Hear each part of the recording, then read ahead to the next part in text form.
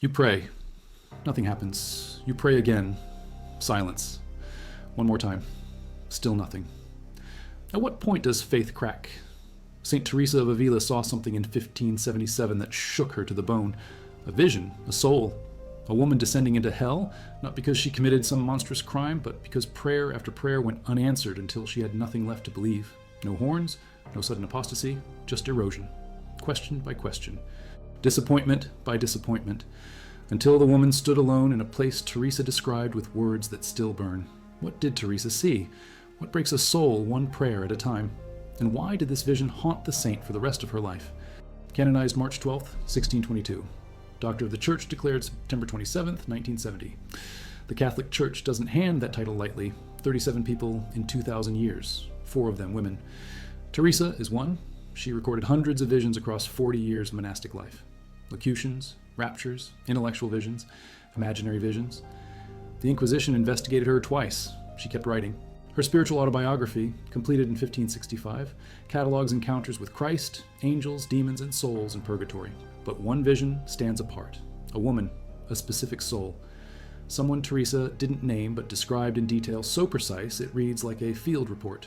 The account appears in chapter 32 of her autobiography, and again in her internal castle, writings from 1577. Same woman, same descent, same unanswered prayers. 1565, and the critical edition of her complete works, edited by Efren de la Madre de Dios and Otger Stegink, published by the Biblioteca de Autores Cristianos in 1951, cross-referenced with the Libro de la Vida facsimile held at the Real Monasterio de San Lorenzo del Escorial. Now back to the information. The woman isn't a historical figure Teresa met.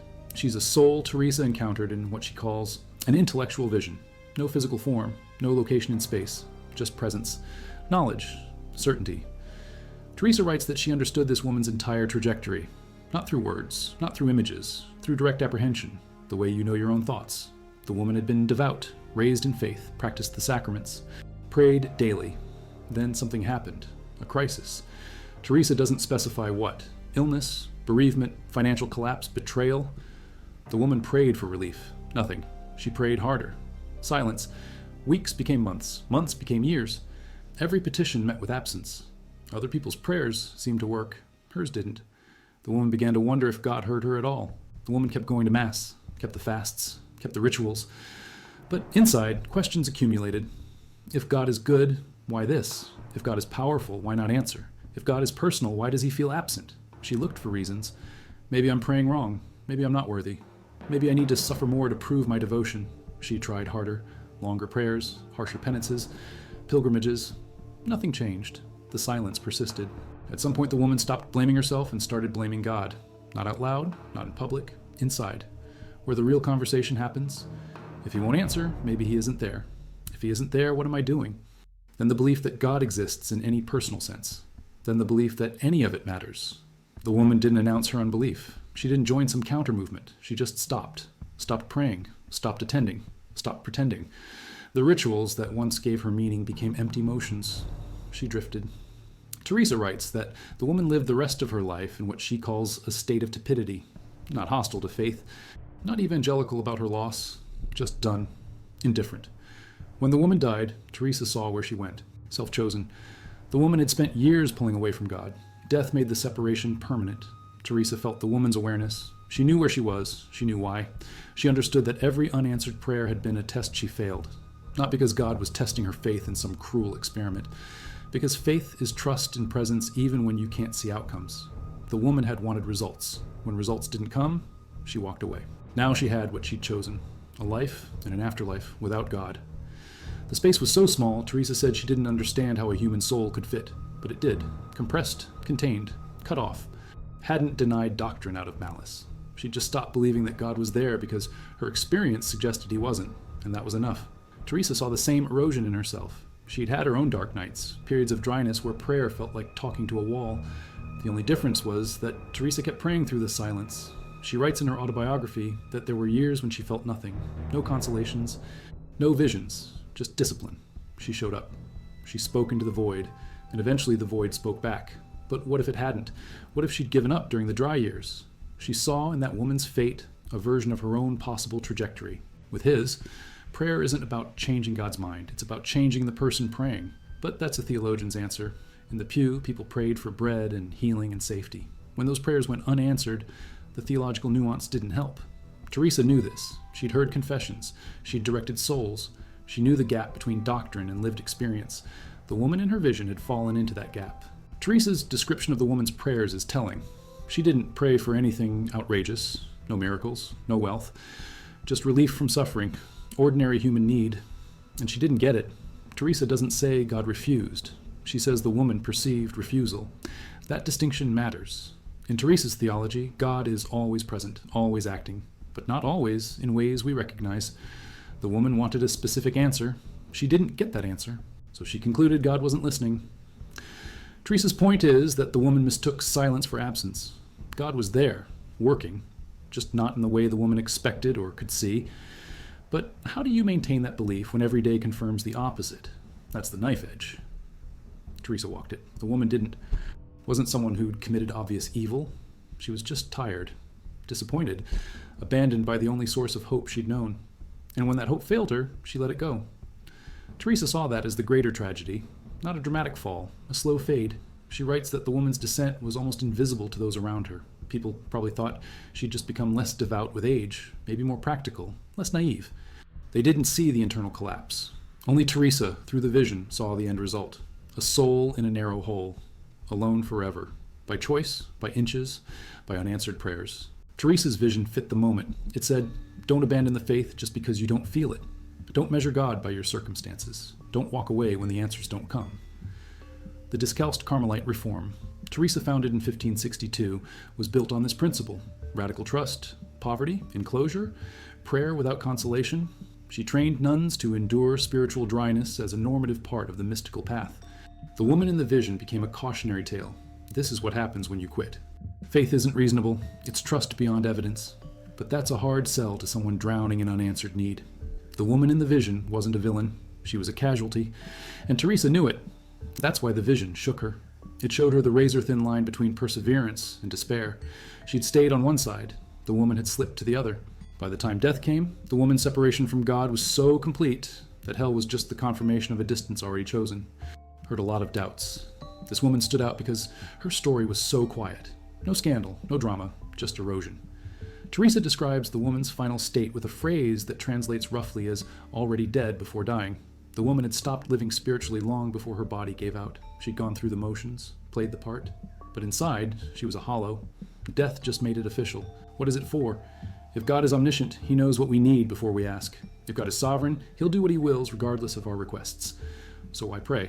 Medieval theologians spilled oceans of ink on this. Anselm, Aquinas, Bonaventure, Duns Scotus. They all agreed, prayer changes the person praying more than it changes God. But that's cold comfort when you're begging for your child's life or your own sanity. The woman in Teresa's vision needed something concrete. She didn't get it, so she left. Teresa's vision doesn't resolve the theological problem, it just shows the human cost of living inside it. That certainty is part of what made the vision so disturbing. Teresa couldn't pray her out, couldn't offer suffrages, couldn't hope for some last-minute reprieve. The woman was lost. And the reason was a lifetime of unanswered prayers that led to a choice to stop believing. In Teresa's framework, that choice had eternal consequences. It wasn't fair, it wasn't proportional, it just was. The vision appears in Teresa's life in a section about the reality of hell. She'd had another vision years earlier of her own possible damnation. A pit, flames, crushing walls. That one drove her to reform her life and eventually found the Discalced Carmelites. The vision of the woman comes later. It's less visceral, no fire, no sulfur, just a small dark space and the knowledge of eternal separation. But it's more disturbing precisely because it's more relatable. Teresa's earlier hell vision was dramatic, alien, easy to dismiss as symbolic. The woman's hell was ordinary, a natural consequence of walking away one step at a time. That made it real, that made it possible, that made it terrifying. Also, let us know in the comments where you're watching from. This content is built on sources like the autograph manuscripts held in the Carmelite archives and critical scholarly editions that cross-reference Teresa's texts with Inquisition records and her correspondence with confessors including Geronimo Gracian and Francisco de Salcedo. Now back to the story. She writes in the interior castle that dryness is a test, not a punishment. A test. God withdraws sensible consolations to see if the soul will continue seeking him for his own sake rather than for the feelings he provides. The woman in the vision failed that test. She wanted the consolations. When they stopped, she stopped. Teresa's whole mystical structure depends on the idea that God is present even when he feels absent. The woman couldn't hold that tension. Most people can't. Teresa could. Barely. And only because grace held her when she couldn't hold herself. She writes about that openly. There were times she wanted to quit. Times prayer felt pointless. Times she doubted everything. The only reason she didn't walk away was that something kept her going. She calls it grace. The woman didn't have it, or didn't accept it. The result was the same. The woman's unanswered prayers weren't trivial. Teresa makes that clear. The woman was suffering, real suffering, the kind that breaks people, and she prayed for relief. Legitimate need, legitimate prayer. No answer. The question is why? Teresa doesn't speculate. She doesn't say the woman deserved the silence, doesn't say God was punishing her, doesn't say the woman prayed wrong. She just records what happened. Prayers went up. Nothing came down. Over and over, until the woman stopped believing anyone was listening. And then, after death, Teresa saw where that disbelief led. A narrow space, darkness, alone, forever. The woman's suffering in life led to abandonment of faith, which led to eternal suffering and death. The cycle didn't make sense. It didn't have to. It just was. Who sinned grievously but repented at the last second. Who lived terrible lives but died in grace. Those visions gave her hope. They showed mercy. The woman's vision didn't. It showed justice, or at least consequence. The woman had chosen separation. God honored that choice, even after death, even forever. Teresa doesn't question whether that's fair. She just reports it. This is what I saw. This is what happens. Learn from it. The woman's story also raises the problem of hidden faith. She kept going through the motions long after she stopped believing. Teresa saw that as tragic. The woman was living a lie, performing faith she didn't have. Maybe she was afraid to admit the truth. Maybe she didn't want to hurt her family. Maybe she hoped the feelings would come back if she just kept trying. They didn't. The performance became her prison. And when she died, the performance ended. The truth came out. She didn't believe, hadn't believed for years, and that truth determined her eternity. Teresa's vision suggests that God isn't fooled by externals. He sees the heart. If the heart has walked away, no amount of ritual changes that. She writes that for 18 years she couldn't pray without a book in front of her because her mind wouldn't stay focused. 18 years. That's not a rough patch. That's a condition. But she kept going. And eventually, around age 40, things shifted. She started experiencing the visions and raptures she's famous for. But what if they hadn't? What if those 18 dry years had stretched to 20, 30, 40? Would she have become the woman in the vision? She thought so. That's why the vision mattered. It showed her the alternate timeline, the version of herself that gave up. She saw her own face in that narrow, dark space. That's what kept her writing about it. Doesn't say the woman was uniquely cursed. The implication is that suffering and its relief are distributed in ways we don't control or understand. Some people pray and get healed. Some pray and die. Some never pray and live long, easy lives. There's no clear pattern. The woman wanted a pattern, wanted to believe that faithful prayer yields faithful answers. When her experience contradicted that, she couldn't integrate the dissonance, so she walked away. Teresa managed the dissonance by surrendering the need for answers. She prayed because prayer was the relationship, not because prayer was a vending machine. The woman never made that shift. She needed the outcomes. When outcomes didn't come, faith collapsed. Hell was just the permanent version of a choice she'd been making incrementally. Pull back a little, pray a little less, care a little less. Over time, those little withdrawals added up to total separation. Teresa writes that the woman's soul fit in the narrow space because she'd been shrinking herself spiritually for years. By the time she died, there wasn't much left. The vibrant faith she'd once had was gone, replaced by bitterness and indifference. Hell didn't shrink her. She arrived pre-shrunk. The space fit because she'd made herself fit it. Choice by choice, prayer by prayer, unanswered. God withdraws to deepen trust. But the woman in the vision didn't experience hiddenness as deepening. She experienced it as abandonment, and she responded by abandoning back. Teresa would say the woman misunderstood the hiddenness, that it wasn't abandonment but invitation to deeper faith. But how do you know the difference? When you're in the middle of it, how do you distinguish between God hiding to test you and God simply not being there? The woman decided it was the latter. Teresa decided it was the former. Same silence, different interpretations, different eternities. But was it really a choice if the silence was that crushing? If year after year of unanswered prayer eroded her capacity to believe, was she choosing or just breaking? Teresa doesn't engage that question directly. Her vision simply shows the outcome. The woman lost faith. The woman went to hell. Cause and effect. But the moral weight is ambiguous. Is the woman a cautionary tale about the need for perseverance? Or is she a tragedy about the limits of human endurance? Teresa probably saw her as both. Teresa's discalced Carmelites were trained to expect dryness, to see it as normal, to push through it. The woman didn't have that training. She was alone with her doubts and her silence. No spiritual director, no community holding her accountable, no framework for understanding dryness as part of the path. She just experienced it as failure, and eventually she agreed with that assessment. I failed. God has abandoned me. I'm done. Then she died, and the failure became permanent. She came back to it in her letters, in her interior castle, in conversations with her nuns. It was a fixed point, a warning, a reminder. This is what happens when you measure faith by outcomes instead of by fidelity. This is the cost of walking away. Not vanities, necessities. And God said no, or said nothing, which the woman experienced as no, and after enough no's, she stopped asking. That's the part that haunted Teresa. The woman's requests were legitimate, her suffering was real, and still the heavens stayed silent. Teresa didn't have an explanation for that. She just had the vision. The woman lost faith, the woman went to hell. Don't be her. Keep praying, even when nothing happens. Especially when nothing happens, because the alternative is a narrow, dark space and eternity alone. Some never seem to get offered it. The woman fell into one of those categories. Maybe she was one of the souls who prayed and got nothing, because God had some inscrutable purpose that required her suffering to continue and her prayers to go unanswered. And when she couldn't take it anymore and walked away, God honored that too. Let her go. Let her choose separation. Let her die in that choice. Let her wake up in a small, dark place. Forever. It's monstrous if you think about it. But Teresa didn't flinch. She recorded what she saw, and she told everyone who'd listen, this is real. This happens. Stay faithful. Deathbed conversions. Last-minute grace. The woman didn't have that arc. She just faded and got quieter. Stopped participating. Stopped caring. By the time she died, she'd been spiritually dead for years. There was no deathbed drama, no late repentance, just a confirmation of a trajectory set long before. Teresa saw that as even more dangerous than public sin. Public sin at least gets noticed, gets confronted, gets a chance to repent. Quiet erosion just happens. No one intervenes because no one sees it, until it's too late, until death freezes the trajectory in place, until a mystic has a vision and sees where it ended. Teresa saw this after the woman's death. There was no going back, no second chance, no purgatory to work through, just hell, narrow and dark and eternal. That finality is part of what made Teresa keep writing about it. She couldn't change the woman's fate, but she could use it to change others. She could hold up this woman's story and say, don't let this be you. Keep praying, even when it feels useless, even when nothing changes. Because the cost of stopping is this: a small space, darkness, alone forever, unresolved.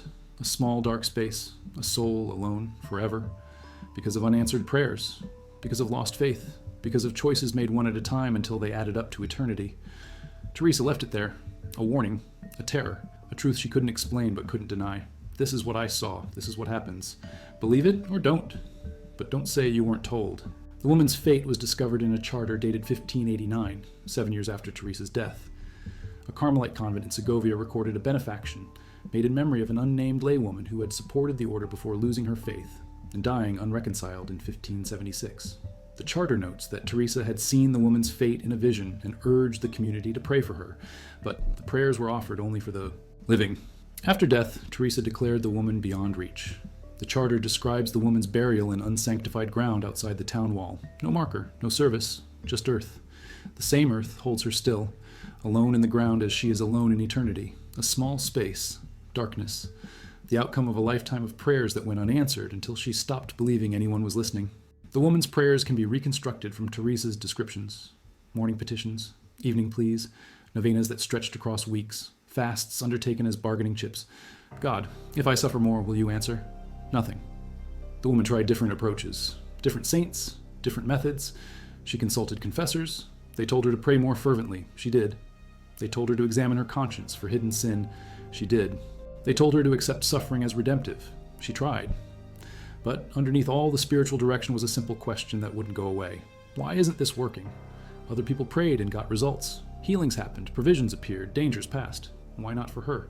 The confessors didn't have an answer. Just more instructions, more methods, more hoops to jump through.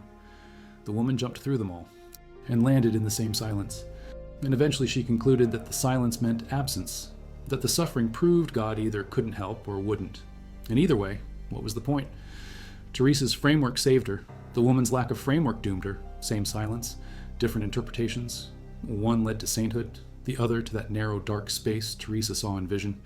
She still lived in a Catholic society, still had to attend Mass on Sundays, still had to observe feast days, still had to perform the rituals everyone performed, but inside she was hollow. She said the words, made the gestures, knelt at the right times, but none of it meant anything anymore. She was going through motions her soul had abandoned. Teresa saw this as a kind of living death. The woman was alive physically, but dead spiritually, walking, breathing, functioning, but disconnected from the source of life. And when physical death came, it just made the spiritual death permanent. No resurrection, no renewal, just continuation of a state the woman had been living in for years. The narrow space in hell was just the external manifestation of an internal reality that had been true for a long time. That's a core theological question. Does everyone get sufficient grace for salvation, or does God predestine some to damnation? Teresa was writing in the 16th century. Calvinist ideas about predestination were circulating. Catholic responses were being formulated. Teresa stayed in the Catholic camp. She believed everyone gets sufficient grace. The woman must have received it too, but grace can be refused, and the woman apparently refused it. Every time she chose doubt over trust. Every time she chose to measure God by outcomes instead of by character. Every time she chose to walk away instead of press in, she was refusing grace. Small refusals, barely noticeable, but they added up, until the capacity to receive grace atrophied, until the woman was so far from God that grace couldn't reach her anymore.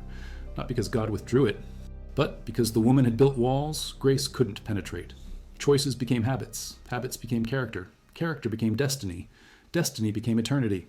Allowing her freedom to choose or reject, Teresa doesn't speculate. She just records what happened. The prayers went unanswered. The woman lost faith. The woman died. The woman went to hell. Cause and effect. But the why behind the cause remains opaque. Maybe God had reasons that made sense in eternity, if not in time. Maybe the woman's suffering served some larger purpose Teresa couldn't see. Maybe the woman's damnation was itself part of some cosmic calculus that balances justice and mercy in ways human minds can't grasp. Or maybe the woman just broke under a weight she couldn't carry and God honored her choice to walk away, even though he knew where it would lead. Teresa didn't have answers. She just had the vision and the obligation to report it. It became part of their formation. New nuns were taught about the woman who lost faith through unanswered prayer. They were warned not to measure God by results, not to make their faith conditional on getting what they asked for, not to quit when consolation ceased. The woman became a permanent fixture in Carmelite spiritual pedagogy, a ghost in their training, a warning that never got old because the temptation never went away. Every nun who entered the order would face periods of dryness, periods where prayer felt dead, periods where God seemed absent. The woman's story was there to remind them, push through, don't stop, don't measure, don't quit. Because the alternative is that narrow space, that darkness, that eternal aloneness, and no consolation is worth that cost. In a letter to Geronimo Gracian, dated March 1580, Teresa writes about souls who give up too easily. She doesn't name the woman, but describes a vision of a soul lost through gradual abandonment of prayer. In a letter to Maria de San Jose, dated November 1581, Teresa mentions seeing hell and the various ways souls end up there. One way is through unanswered prayer leading to lost faith.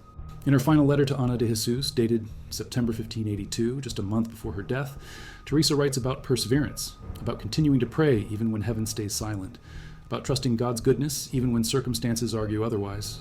The woman is there in subtext, the warning Teresa couldn't stop giving, the vision that wouldn't let her rest. Teresa didn't broadcast the identities of souls she saw in visions. That would have been cruel. The family mourned their loss, buried their dead, moved on with life. They probably thought the woman had died in good standing with the church. Maybe they prayed for her soul, maybe they had masses said. But according to Teresa's vision, those prayers went nowhere.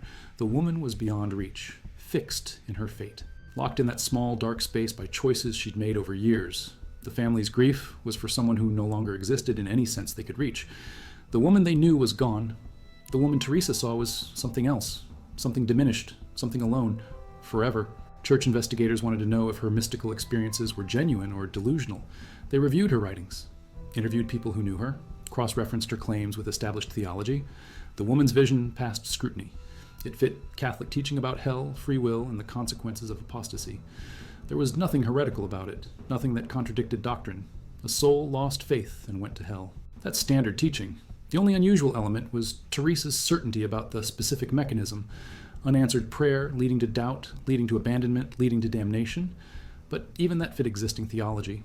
Faith is a virtue that can be lost through neglect. The woman neglected it. She lost it. She died without it. Hell followed. The investigators approved the vision as genuine. which meant the woman's story became part of the official hagiography of a saint, frozen in text, permanent, unchangeable, a warning for the ages. The woman stayed where she was buried, outside, apart, alone. Even in death, her separation from the community of faith was physical. Teresa saw that separation as meaningful, not punishment imposed by the church, but recognition of a reality the woman had chosen. She'd separated herself from God in life. The church recognized that separation in death, and according to Teresa's vision, God confirmed it for eternity.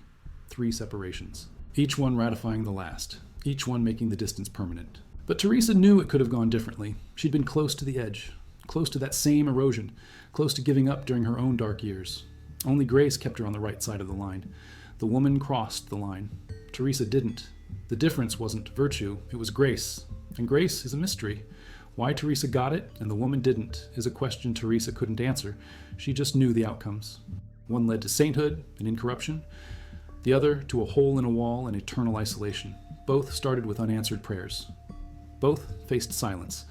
One interpreted the silence as testing, and the other as abandonment, and that interpretation determined everything.